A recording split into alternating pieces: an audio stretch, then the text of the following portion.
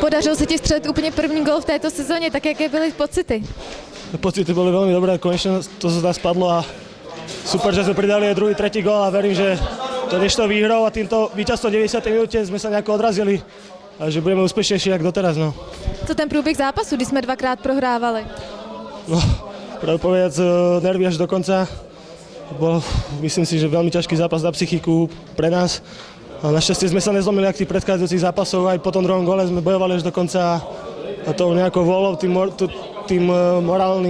morálnou vôľou sme to dneska ubojovali a to, čo nám chýbalo vlastne minulý zápas a možno niektorých tých predchádzajúcich. Aj to šťastie, že u nás nebolo, tak dneska sa priklonili na našu stranu a konečne sme to nejako zlomili. No verím, že to není jeden zápas a že v tom budeme pokračovať. Myslíš si, že vám tento zápas a výhra hodně psychicky pomohlo do dalších kol?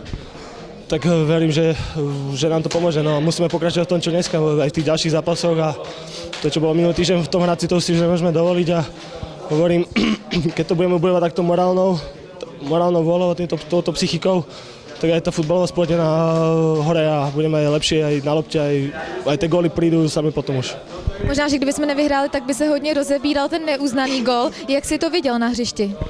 Tak ja neviem, no ja som videl, že padol gól, rozhodca bol to 3 metry a že na pokyn toho postranného vlastne neuznal ten gól, neviem, no.